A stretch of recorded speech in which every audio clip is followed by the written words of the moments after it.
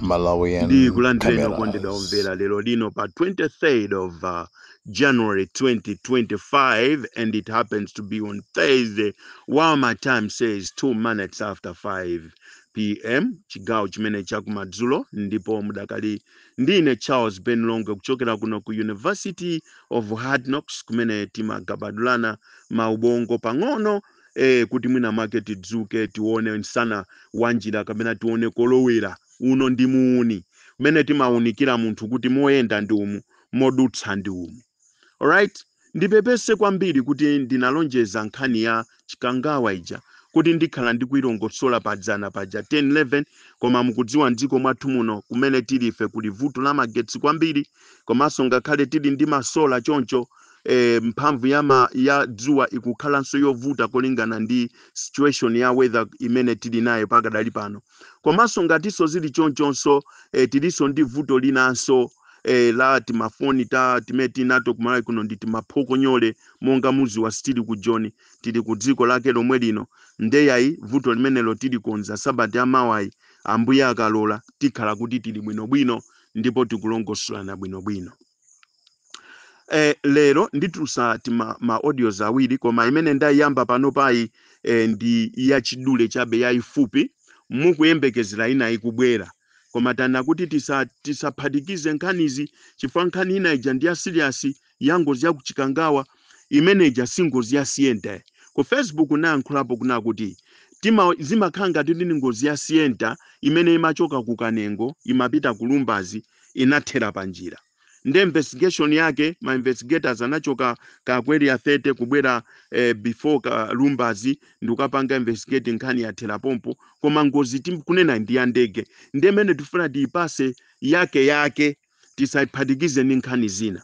Nde aka audio kakafupi akandati ningo yankhulako zina ndi zina ziwiri kapena zitatu kenako tipange imeneyi tikutumiza nthawi yonse madzulo ano ya kuchikangawa jatika tikuipitiza. Remember I said kuti ndizitumiza in portions nde kuti in series tinene choncho pang'ono mzidutswa kuti aliyense azikhala ndi mwayi ochita download sakhaija chitali kwambiri tizimveka bwino aliyense azimva kukoma pomvesera.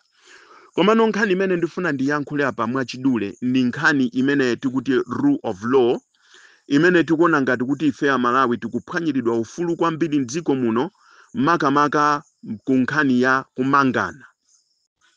Ku nkhani ya kumangana ikuonesa kuti tabwereranso mzaka za mbuyo imene mdziko muno munali dictatorship regime, komanso mbuyo mmene tisanakhale ndi dziko la democracy, tisanakhale ndi democracy. Zikuoneka kuti tabwereranso mbuyo momwe muja chifukwa nthawi imeneyo mmene timamenyera ufulu wa democracy we were fighting against kumangana kosadziwika bwino, kusowesana. Ningokukumbutsani pang'ono ankhalakale komanso inuyo amene mwangobadwa kumene ningokudziwitsani pang'ono kuna kuti those days kukabwera Land Rover pa nyumba kuna kuti tikufuna abambo, tikufuna akufunidwa ku ofesi, abweranso akakabweranso amakhala kuti ndi mulungu, koma umene waliyese amadziwiratu kuti ndi ulendo sakataniso sakabweranso. Ndimene zimakhalira choncho. Nde kuti ngati kuli kunkhata beatenga kuchintheche tanofu kuja akupita nawo kuchintheche, nde kuti mulweya msinje wa lweya nde kuti akuponya kuziming'ona nzina zotero. Ndimene zimakhalira abambo aja ndoti apita asowa, ena akamangidwa amangidwiratu mpaka akanyongedwa konko sazabweranso, ena kukhomedwa misomali mmitu sazabweranso, ena kumangidwiratu alimande kulephera kwa imba milandu ngati mene analili Oton Chirwa mpaka na 27 years munthu ali mundende osamwimba mlandu zinali choncho. So pano lero lino mastailo amene akubwera ankhanza ndi mastailo telekezenso ngati malemu chakufa chihana nzima onse mwamtendere anamangidwa kukakhala ndende ya okhaokha chakuna mikhato kuti mati Mikuyu prison kumene anakayika ume ku Mikuyu prison. Mikuyu prison sinali prison ya masewera yayi, kumakhala munthu wekha mu rumu wekha atakumanga ulibe chochita basi kungokhala mene unali nkhanza osati za masewera.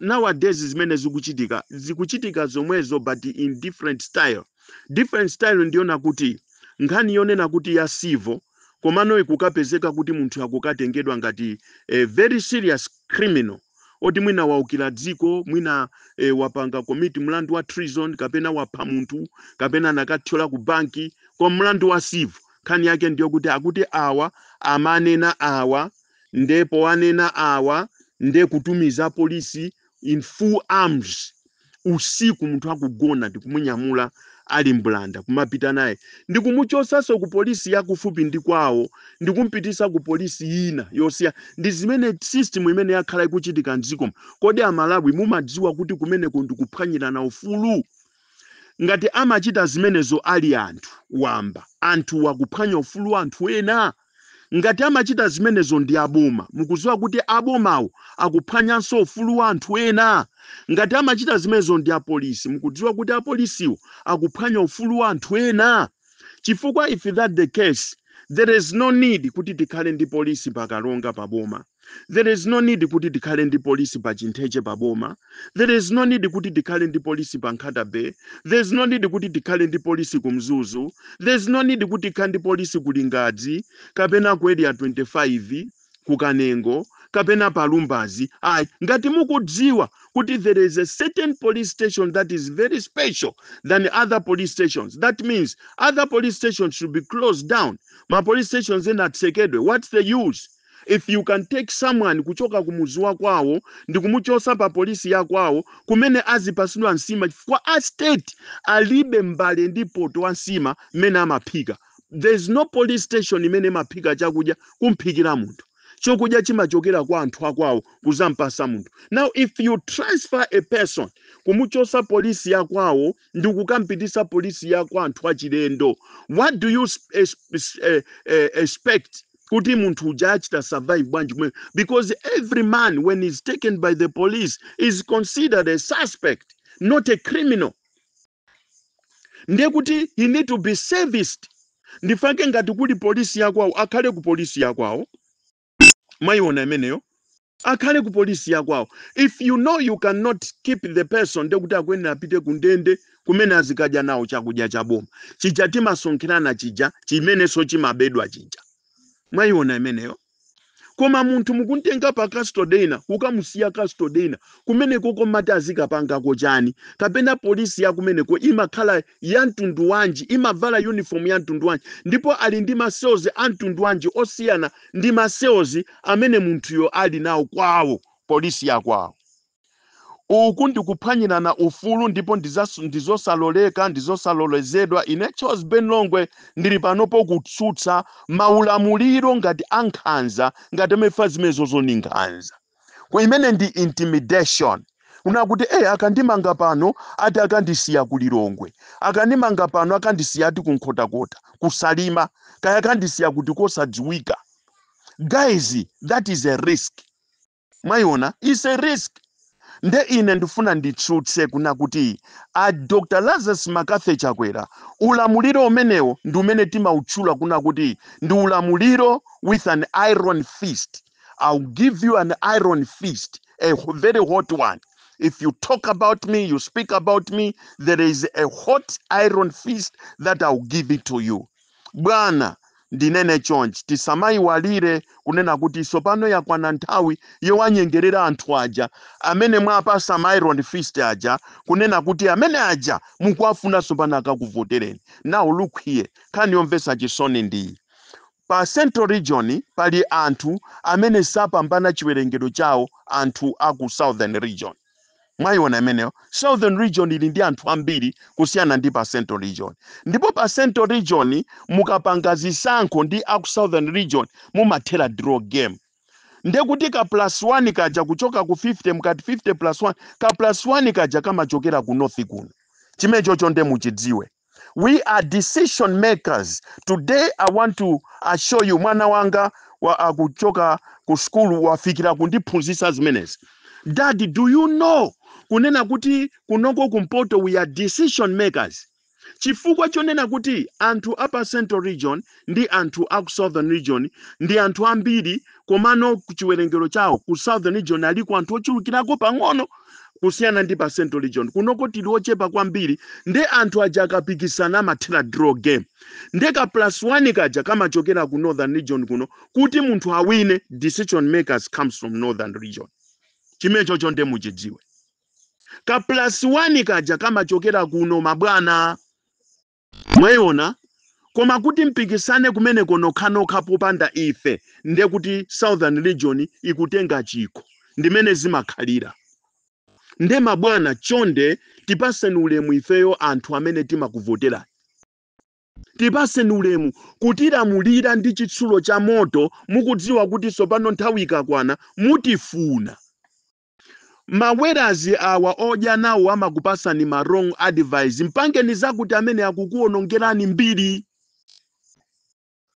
yanu ikunka naye pamamba pa fertilizer, kukwera kwa fertilizer, pamamba pa kukwera kwa chimanga, pamamba pa kukwera kwa zinthu zina ndi zina, kusowa kwa nsomba nyanja.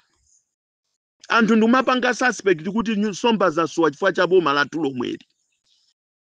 Pamwamba pa mavuto mikwingwirima yosiyana imene anthu akukumana nayo mdziko muno. Mukuonjezerapo kumamanga anthu mosazindikirika bwinobwino, ndikumachosa polisi na ukafika polisi ina ngati kuti athyola ku banki. Milandu yake kuti mukamva kuti ndi civil case, not even a criminal case. Mabwana ine Charles Ben Longwe ndati andiyambire kai pamenepo ndizuzule mchitidwe umenewu ndi wankhanza. Zisankho zikubwerazi zisokonekera chifukwa chona kuti anthu panopo ndisakunamize ni mabwana ndi okwiya.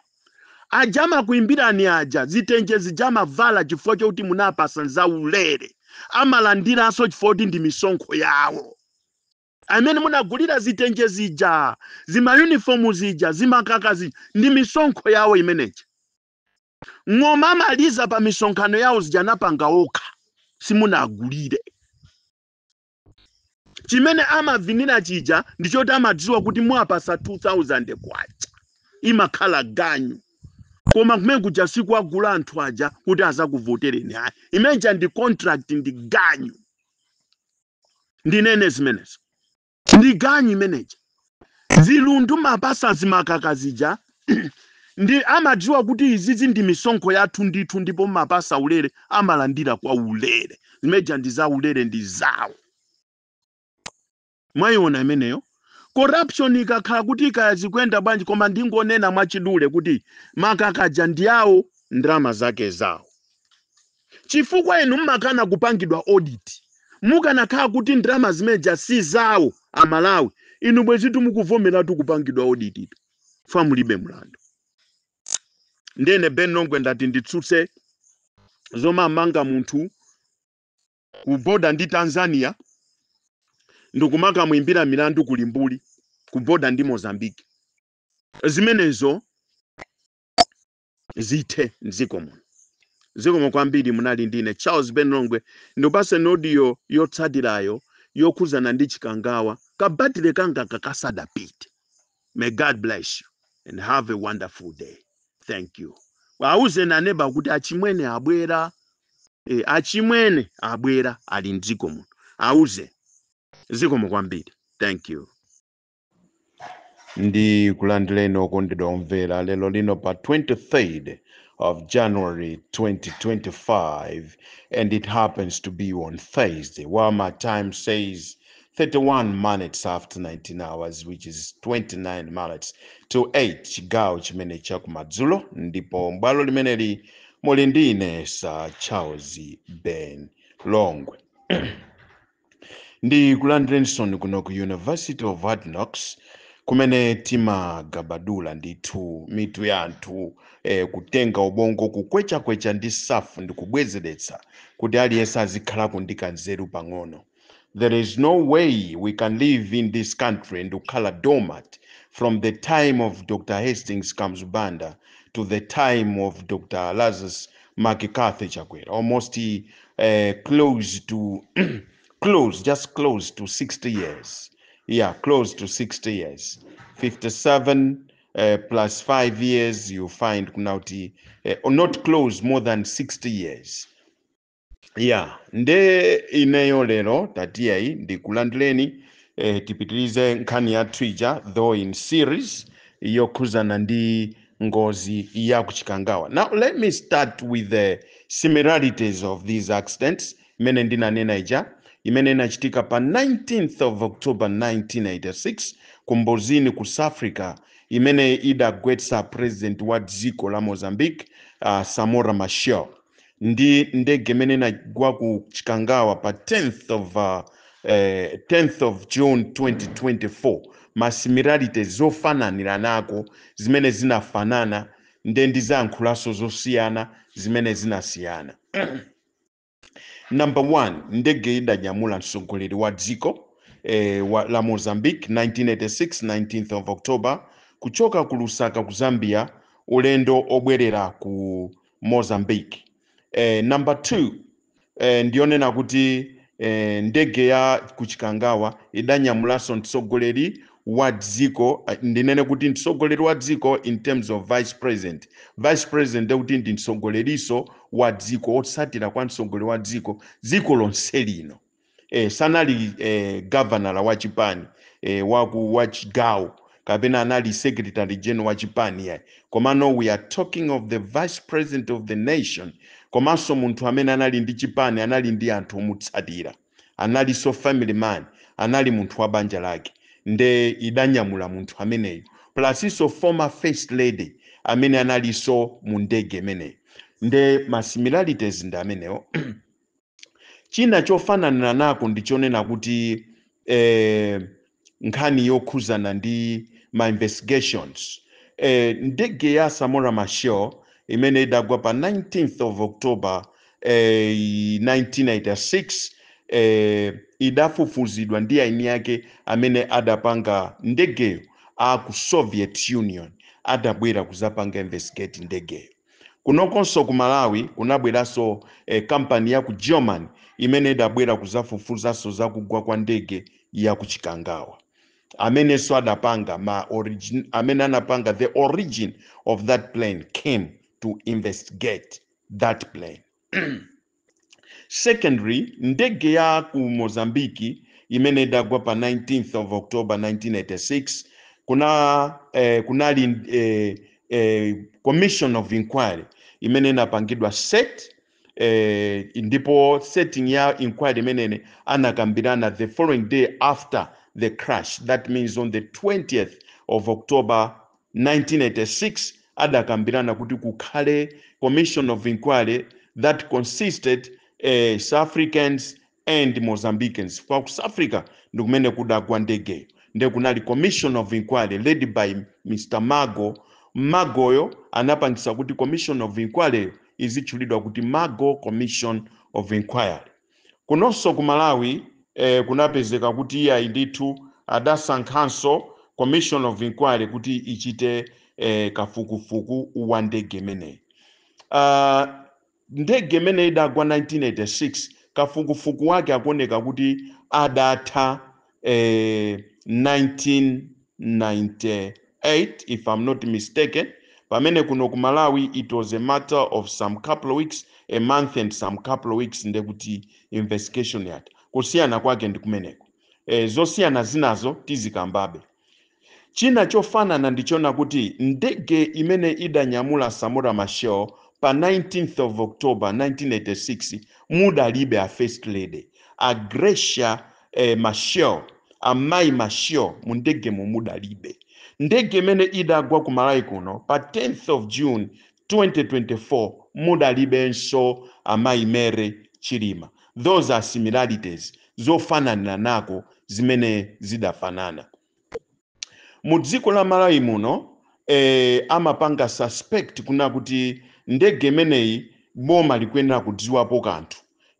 Komanso ndege ya china Samora Machel imene datenga Samora Machel dziko la Mozambique limachita suspect kapena linachita suspect kuna kuti dziko la South Africa ndi la Malawi ndi limene linapanga conspire kuti ndegeyo igwetsedwe. Nde masimilarities ndi amene koma kumbukirani kuna kuti audio yangai I'm not pinpointing kuti someone took a hand kuti akagwetse ndege. ineyo kumeneko sindidanene sindinena koma wina aliyense atolapo kuti kodi Ben Longwe akuti chani, ngati zili za nzeru tengani, ngati zili zopusa zitayini. Ndinanenanso kunena kuti ma audios anga amene azibwera pano, anthu amene azindiyipanga ataki ndi amagulu ena amene amandinyoza ndi kunditukwana pa nthawi imene ndimayamikira boma, pamene zifukwa zimene ndimayamikira bomazo sakuzidziwa kuti chifukwa chani Ben Longwe amayamikira boma. Ine ndimayamikira boma pa zifukwa zanga, investigation yanga imene ndinapanga ndathana nayo ndabweranso pano. That's it. Ndi zimene ndingakuuzeni pano.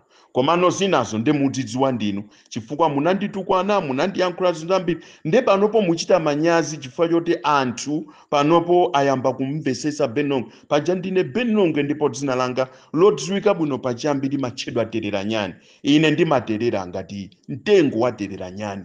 Nde mukhoza nditukwana lero posadziwa za mawa kuti mawa lizabala chiyani. Komano let me put it this way, mwachidule pasakhale nkhondo pano, pasanunkhe mphira pa social media pano, chifukwa for the past 1 year and some couple of months tinalisiya bwalo limeneli la omenyera ufulu kuti amenyere ufulu mokwanira. Ifeso ndikukhala mbali yona kuti omenyera ufulu azititsusa ndi kutitukwana. Izi zinakwaniritsidwa, zidatheka, zidachitika, koma ufulu wa anthuwo sudamenyeredwe mpaka napano. Anthu adakumangidwabe mwankhanza ngati mene ndatusira audio ija, ndipo omenyera ufulu ali mdziko momuno palibe chimene akuchitapo chilichonse. Ndipo nkhani imene ndizayankhula kutsogoloko, komano I'm not here to attack omenyera ufulu wina aliyense, koma amene zikumuwawayo ali ndi ufulu. Zikolopa tili nazo, Sache tili nazo, Nyanja ya Malawi tili nayo, ya Chilwa tili nayo, ya Malombe tili nayo. Tikhoza kuwapasa zida ngati zikolopa kuti ngati zawawa kwambiri akhoza maka kolopa nyanja. Ine ndipitirize ntchito yanga imene ndimayidziwa bwino kwambiri, imene sanandiphunzitse wina aliyense kapena activist wina aliyense. Mwazisomo za Mbuye tinapezeka pa bwalo limeneli. Nde ndipitirize motere. Nkhani ya ngozi ya kuchikangawa siyasiyente. Ndifa chake ine Charles Ben Longwe ndikuona kuti ndi chinthu cha nzeru kwambiri kuti nkhani tisamayiphatikize ndi nkhani zina, chifukwa ma activists ambiri akhala kuyiphatikiza nkhani ndi nkhani zina. Pang'ono ayankhule za kuchikangawa, aonjezereko zina, nditi mapropaganda tina, nditi maboza tina kuti nkhaniyo ikome, chifukwa sangayipereke nkhaniyo ine full version ngati mene ndikuyiperekera pano, mmene so ineyo ndinayisanthulira, ndikuyiphunzira, ndikuyipanga investigate fa ine ndinalowa pa website ndikuphunzira nkhani zina zimene zidachitika zonga zomwezi, ndikupanga analyze ndimene zililimo. Sindikunena kuti zanga zinde za nzeru ayi, mwina za nzeru zikhoza kukhala zanuzo, zikhoza kukhala za inuyozo, koma zanga zopanda nzeruzi ndi zimene ndifuna kuti Amalawi amve. Zikomo kwambiri. Ndayankhula za masimilarities a ndege, koma pamene tikufuna kuti titsindike kwambiri lero ni nkhaniso okay, ma findings kapena kuti after investigations zimene adazipeza Soviet Union kundege ya imene adakwera Samora Machel, komanso Mago Commission of Inquiry, komanso kunokonso company ya ku Germany, komanso Commission of Inquiry, tufuna tilongosole kuti paliso masimilarities. Masimilarities zinona kuti a Soviet Union anapeza kuna kuti ndege imene adakwera Samora Machel munali zida zina kapena kuti munali mavuto ama recording systems amene adapeza mu ndege muta. Nali vuto la ma recording systems kapena kuti black box ndi zina zotero. Black box imene idasowa idaliso ndi munthu ina tifotokozanso za black box yokusogoloku kuti mudziwe kuti nkhani ya black box idakhala bwanji mu ndege imene ya Samora Machel adakwera. Chosadziwa atu akuluakulu mphuno salota, ndendi kuti mukhale ndine chifukwa ndifuna ndikufotokozereni mwatsatanetsatane. Kunokonso ku Malawi, kampani ya ku Germany inakapezanso kuna kuti panali vuto la ma recording systems mu ndege zina kuti zidatha 2004. Nde mukapeza kuti pali ma similarities ama investigation awawa ini yake ndege ya ku Malawi kuno akuti ya ma beacons kama black box zinali zinthu zoti zovuta kwambiri. Uku kunso nakonso anapezanso chimodzimodzi. Tibwere ku Commission of Inquiry. Mago Commission of Inquiry 1996 to 1998 anakapeza kuti vuto linali pilot anali ndi vuto chifukwa chona kuti sadasatire ndondomeko za mayendesedwe a ndegewo siku limenelo. Kunokonso ku Malawi tinapezanso commission of inquiry blaming a pilot amene sitingakamfukule ndikumakamfunsa mafunso kuti akuti zimene akunena commission of inquiries ndi zolondola kapena zabodza. Nde pali mavuto ngati amene wawo. Komano ndifuna kuti mundimvetse bwinobwino kuna kuti nawonso anapezanso kuti vuto ndi pilot. Tinamva kuti pilot amangoyendayenda mwambamu pamene mafuta anali ochepa. Nde nkhani imeneyo ndimene tifuna kuti tilongosole bwinobwino panopo pa social media with me Charles Ben Longwe. Nde ma investigations anasiyana kwambiri ngakhale kuti ma findings anali ofana. Zimene zikuonesa kuti commission of inquiry ya kuno ku Malawi inangomatula zimene commission of inquiry mago information of inquiry idafufuza chifukwa anzawo anafika pa conclusion imeneyo atafufuza mokwanira ndipo atapanga ma investigations okwanira, atapangaso ma interview mokwanira, kuphatikizaso ma television interview kumafunsa anthu pa television kumafunsa mafunso. Nde zawo zidachitika mwadongosolo ngakhale kuti ma findings awo sanali wokwanira, anthu sadakhutitsidwe nawo. Mundimvese bwinobwino. Pamene ku Malawi kuno commission of inquiry idafufuza kwa mawiki ochepa okha kapena mwezi umodzi ndi mawiki owerengeka kufufuza maliza, koma ukapeza kuti ma findings awo akupezabe ngati omweja akumago. Pamene akumago zinatengera mwina zaka from 1986 kuzafika 1998 ndikupeza ma findings otero. Kunoko ku Malawi within a month and some couple of weeks. That's why in a Charles Ben Longwe ndili ndi mafunso ambiri ona kuti commission of inquiry akwenda kuti afunsidwe. If I had capabilities and the possibilities yonena kuti I can pull these guys to court, ndekuti I would have done that. Kuna kuti anthu awabwere ku court azatifotokozere bwinobwino ma findings awo anapeza bwanji, how did they concluded kuna kuti vuto linali pilot, vuto linali apa, vuto linali apa, pamene anthu ena were skipped. Now when it comes to methodology ya ma findings ngozi ya ku Chikangawa, methodology ya ma findings ndege imene idagwa ku Mbozini ku South Africa, chinthu choyamba anayenera kupeza anthu ena amene mu ndege mudalibe. Remember ma similarities ena ndona kuti amayi Gracia Machel, a first lady, sanalimo mu ndege. Ndipo remember kuti siku limene anapanga ngozi linalo kuti mawa lake kunali birthday yawo. Ndipo a president Samora Machel anachoka ku summit kadaitesa kadachita kuchoka pa 19 kuti apite akakhale nawo pa birthday yakazawo pa 20 October 1986. Zimene sizidateke ulendo udathira panjira. Mwaiona imeneyo. Kunokonso amayi Chilima sadapite nawo pa ulendo chifukwa adatopa ndi ulendo mmene tidamvera ka momwemo poti pakama pamajaza nchere anali pa ulendo wina nde kuchoka ku ulendo wina ine ndatopa munanga sinipita nawo, amuna adapita okha.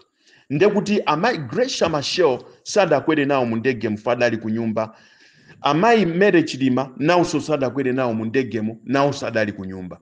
Komano look here, commission of inquiry, mago commission of inquiry, muntu oyambirira kumfunsa mafunso kapena kumuitana ku interview anali mayi Gracia Machel. Ndikukafunsa kuti zango zimene mkuiona bwanji. Fuma funso ngati kuti mukudziwapo chani za amuna anu kapena adani awo amene anali nawo. Chifukwa remember Wine Nyondo anaponya ka clip pa chani pa social media pa Facebook na kuti kunali ndi turbulence mwamba kwa amene amacheza nawo. Ndesi zingatheke kuti mwamba muli turbulence imene linali mwambamu nde wina azicheza ndi wina amene ali pasona kuti mwamba muno mavuta. Nde a vice president ali ndi mafoni asacheze ndi munthu wina kapena akazauze kuti koma mwamba muno amayi ache simuli bwino. Zimenezo ndizosatheka. Nde kuti commission of inquiry anayenera kufufuza bwinobwino kuyamba ndi anthu amene sadali mu ndegemo amene anali mayi Chilima ukuku sadayamba ndi Gracia Machel. tatiuzeni zidatha bwanji.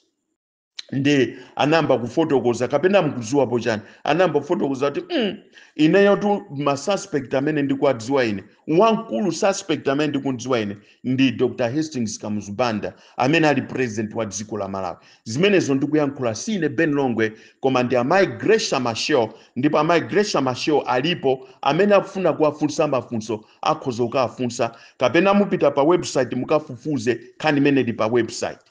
Anaperekera umboni onena kuti anenera kufufuzidwa ndipo adalongosola kuti amene ndikudziwa ine ndi Dr. Hastings Kamuzu Banda chifukwa amuna anga masabata angapo apita anapita kunku kapanga confront pa nkhani zimene zikuchitika zokhudza dziko lino, ndipo ineyo zimenezi ndizaziyankhula patsogolo what happened. Mwayiona imeneyo. Chief of Staff wa ku Mozambique nayenso kunali kona kuti before the crash anayankhulanso kuti dziko la Malawi likupanga zinthu zotsutsana ndi mmene zimayenera kuyendera, ndipo anayankhula zokhuza napanga accuse Dr. Hastings Kamuzu Banda. Nde izizizi kuzika pamodzi mpeza kupeza kuti uku anayamba uku kuyamba amayiwa kwapanga investigate, ndipo amayi adalongosola kuti ine mene ndikudziwira ndani wa amuna anga anali auji. Mwayiona imeneyo. Nde zitatero ku Malawi kuno sitinamvepo kuti anayitana amayi aja mayi Mere Chilima tatuze ndifa munthu kamakhala ndi mkazi wako matha kumfotokozera kuti amayi ineyo mukazandiona kuti ndangofa mwazizizi aujaja timasekererana koma amene ajawo kuti andipeze tilipo awiri akhoza kundipanga zinthu. Mwayiona imeneyo. Chimene chocho anayenera kuchifufuza chimene sitikudziwa kuti mu commission of inquiry mwawo zimenezo zidalimo. Mwayiona imeneyo. Secondly, kunali kuona kuti munthu amene anabwera pamalo po police officer, the top police officer amene anayambirira kufika pamalo kumapanga investigate anafunsidwanso funso, ndipo anayankhula kuna kuti a President Samora Machel ndi anthu ena amene anali mu ndegemo they were the best friends of President P.W. Botha. Remember that time kunali ulamuliro wa azungu, ndipo mzungu amene amalamulira dziko la South Africa anali P.W. Botha. Akuti anali ma best friends anga komanso anali ma best friends a P.W. Botha president wa dziko la South Africa. Yet panali tension imene inalipo pakati pa P.W. Botha ndi President Samora Machel. Panali tension yovuta kwambiri moti zimene anayankhula ameneyo wa polisi zinali zabodza. Mwayiona imeneyo. Mudziko munomonso munali tension between Dr. Saulos Klaus Chilima and the government. Remember kuna kuti anachitidwa strip ma udindo awo onse ndikuachita strip ndikuna kuti takukhulukirani nkhani zanu za corruption sizidalowe mu court kena kwadamba kumatumidwa 2 minutes nake ngozi kuchikangawa munthu watera pompo. Mwayiona imeneyo. Nde kunena kuna kuti adali best friend wa boma limene iwo amalitumikira limene lolo ndibodza la kunkhuniza panopo tiye titsutseni kuna kuti Dr. nditsutse ineyo ndisanene kuti titsutse ndikutsutsa ndine Ben Longwe kuna kuti ubale wabwino panalibe pakati pa Dr. Saulos Klaus Chilima komanso ndi boma limene iwo Saulos Chilima amalitumikira ngati vice president, chifukwa tikuona maunduna onse anachotsedwa ndipo tinaona kuti anangosala ndi uvice okhawo, ndipo lo anakhulukidwa maunduna ajasadabwezeretsedwe kusonyeza kuti panali tension between Dr. Saulos Klaus Chilima ndi boma lawo lomwe limene amalitumikira. Nde tikanoti anali ma best friends kapena tikana kuti yayi a president amalira kumaliro a Saulos Klaus Chilima kapena chani, izozo ndi zinthu zona kuti wina aliyense akhoza kulira as long as ndi pamaliro, ndipo ina sanalira ngakhale pali pamaliro. koma zokuti panali ubale wabwinobwino pakati pa boma la Dr. Lazarus Makafe Chakwera ndi vice president wawo. Izozo zimakhala nkhambankhamba zaifa Malawi fati dazolowera kuti munthu akapita ndi pamene timankhula kuti anali bwenzi, anali munthu okoma mtima, anali munthu wabwino. Chonsecho timamana blanket lofunda, chonsecho timamana sopo utazisambira, chonsecho timamana chakudya, mwina kumampasa chakudya kamodzi pa tsiku komanso osakwanira. Ndikumana kuti munthu ameneyo anali wabwino, timankonda pano amapanga zakuti there was tension already.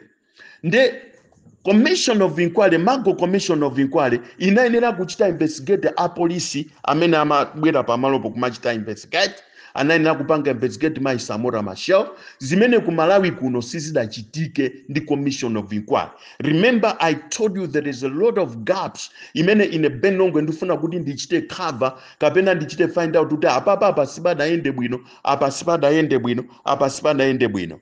Ndinanenaponso kuti mu dziko muno tinali chifatika titiri ndekuti amene alipo ndiyena, tinali ndi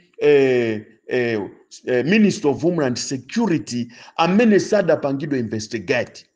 Tili ndi Commander in Chief of Malawi Defense Force pokhala kuti ndegeda gwayo ndiyawo, ndipo amunali mapiloti IMDF awo awiri.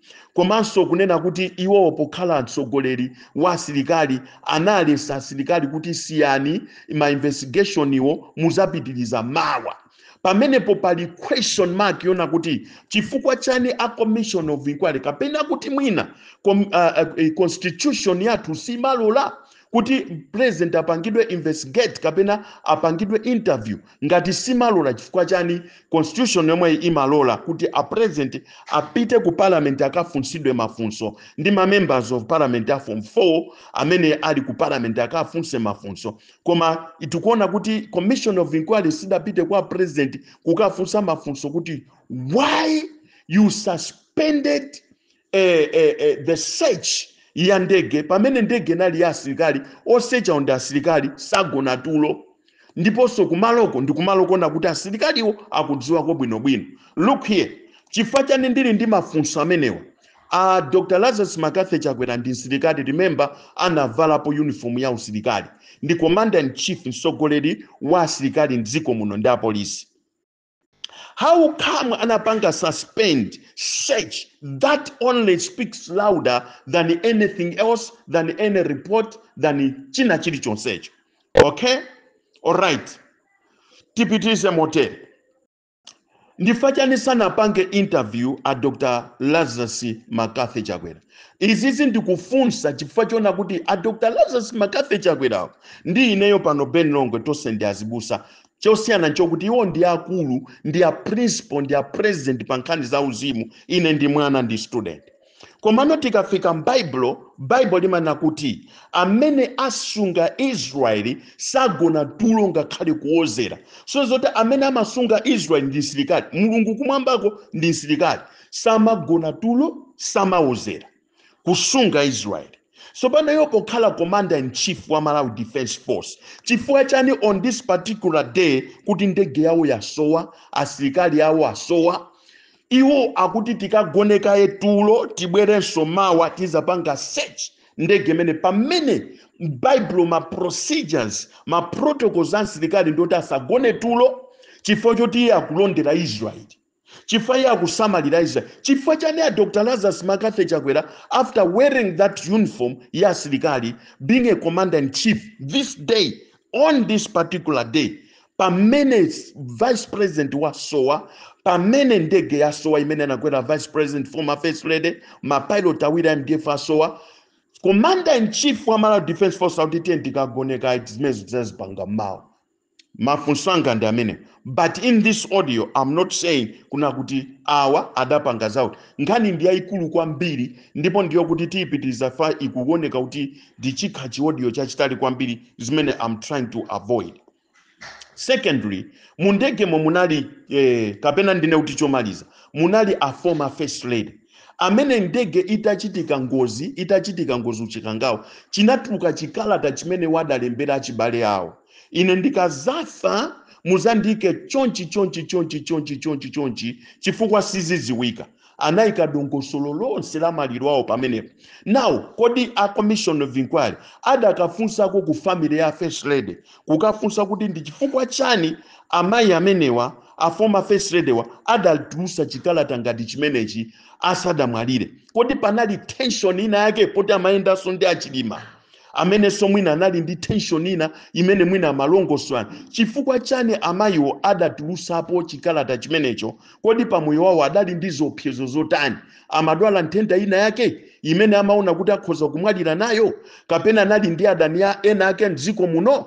Nde zimenezozo commission of inquiry inayenera kuchita find out kazinali za negative kazinali za positive, anayenera kubwera nazo pamenepo kuti ife tizimbese. Zinazo tipitiriza poti chodiochi chatalika, koma ine Benilongwe ndilekeze pamenepo kwa lerolo. Tipitirizaso mawa tikakhala ndi mphamvu ya magetsi komanso ukafundika thuka kakakha kuti katisungira ku ulemu pang'ono faka kuoneka kuti ulemu kalibe. God bless you and have a very wonderful night. Mukhale ndi usiku wopambana. Thank you very much. Thank you. Like, share, allowing cameras, subscribe.